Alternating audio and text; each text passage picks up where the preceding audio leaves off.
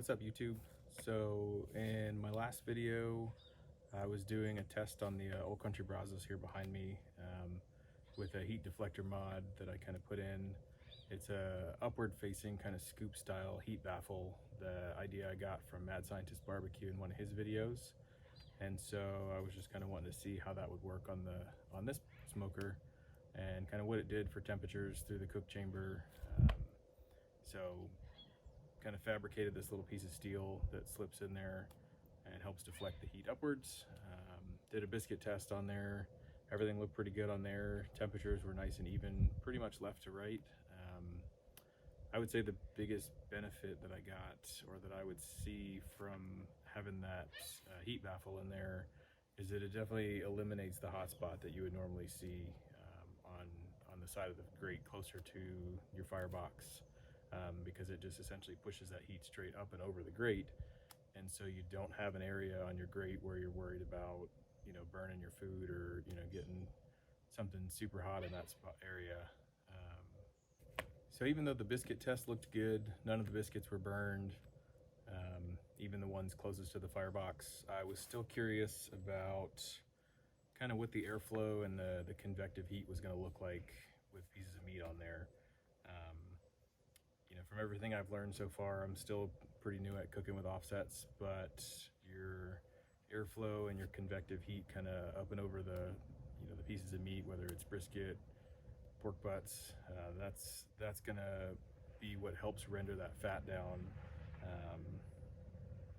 So I was curious just to kind of see what something like a brisket would do with this new little heat modification, or heat baffle modification, sitting in there. So, like I said, I'm still pretty new at running an offset. I know, you can kind of control your airflow through the cook chamber with either the firebox door, cracking that open at different amounts. The damper, some smokers will have the damper on the door itself, and then also using the smokestack damper. So kind of wanted to see what that was going to do with a piece of meat. So I've got a brisket and 2 pork butts in there that I fired up this morning. All right, so we're about 5.5 hours into this cook, so let's go check it out and see what things look like.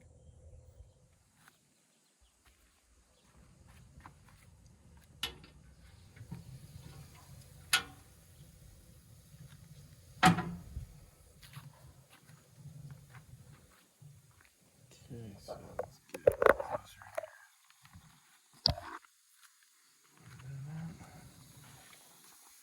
So 2 pork butts, pretty darn good. So I'm doing the Meat Church Mexican pulled pork, kind of. Just kind of trying to follow that recipe a little bit, not exactly. Alarm going off again, and then brisket's looking pretty good. I'm getting a little pooling there. That spot was gouged when I got it. I did not do that. But I think it's rendering out pretty good. Tallow's kind of starting to melt down. But overall, not bad. About 5.5 hours in. Pork's getting pretty close to where we'll pull it. Close this real quick.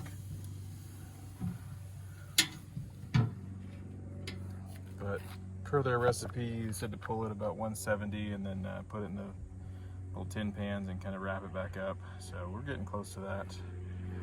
So we'll keep letting it ride here, and we'll be back in a little bit. So this has been a pretty interesting cook so far. I've got 2 pork butts, both about 8.5 pounds each, and then a brisket that was about 13, I think 13.3 before I trimmed it. Kind of had a vision of how things were gonna sit on the grate, and unfortunately my vision didn't quite go like I thought it would. So either maybe I needed to trim the meat a little bit more, or maybe I just need a bigger smoker. Who knows? Anyway, I kind of got past that, got everything on the grate, but that was kind of my first sort of mini panic of the morning, that things didn't fit like I had envisioned them to. Then about an hour in, cracked open the door to kind of just look at things, which I normally haven't done in the past. And when I did that, everything looked pretty dry in there. Maybe it's always been like that when I've cooked, and I just didn't look at it, so I didn't know. But opening it and seeing things kind of drying out pretty quickly like that, I started to kind of panic again a little bit, thinking, you know, maybe I'm getting too much airflow in there.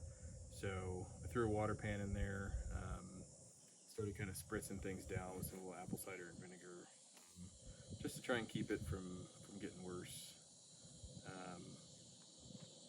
So it's been interesting so far.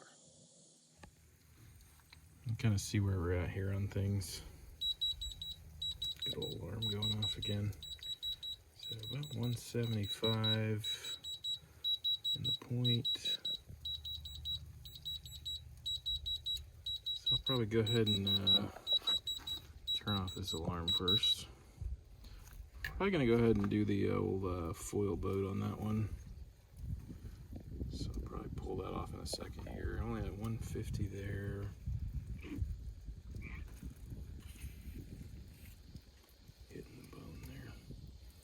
So we still got some more time on the pork, but I'm gonna go get some foil ready and get a little boat action going on this brisket.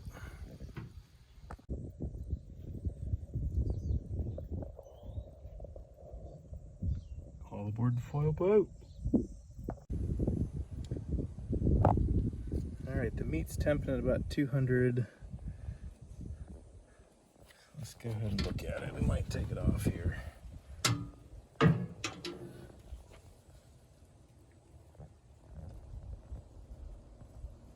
Yeah, stupid alarm. I think I'm gonna go ahead and pull it and then probably wrap it in some paper. So let's get it off of here. Alright, so we got our brisket here, foil boat, definitely crunchy bark still, definitely soft. Got the jiggle, barky, jiggly. Oh yeah. Go ahead and wrap it up here.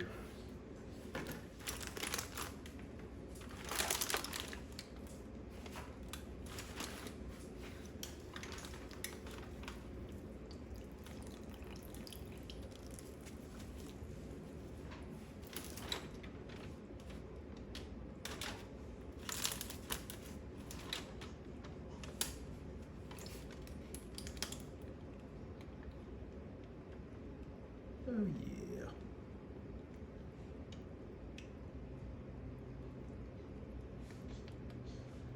I might make a mess on my countertops, but that's all right.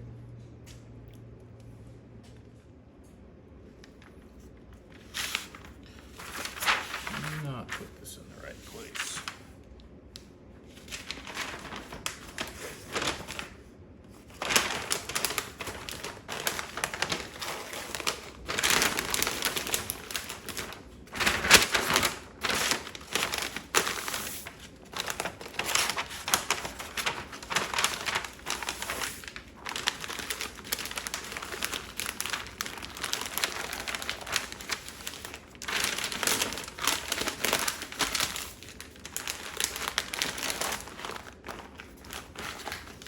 Time to rest it.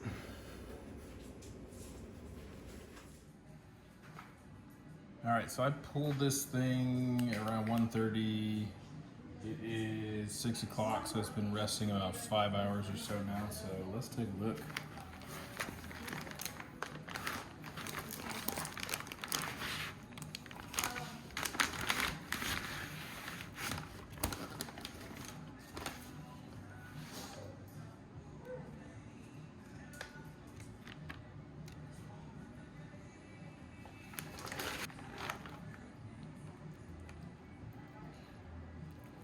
Good jiggle.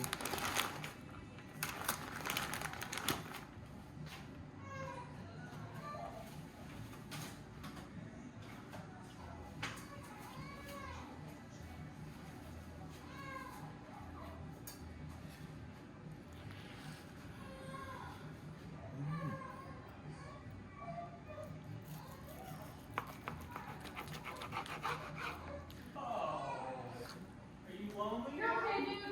You're okay.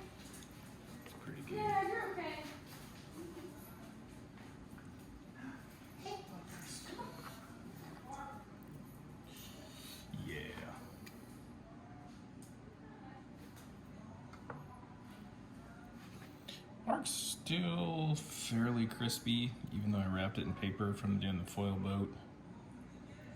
It definitely softened up a little bit here and there, but I think it's gonna turn out pretty good. So.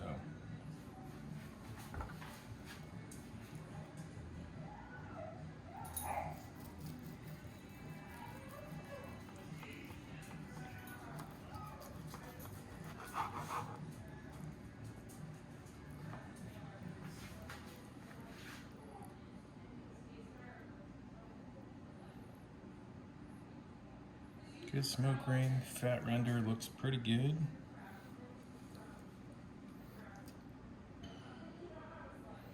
It's kind of getting a nice yellow color to it. I'm dripping brisket juice all over the counter here.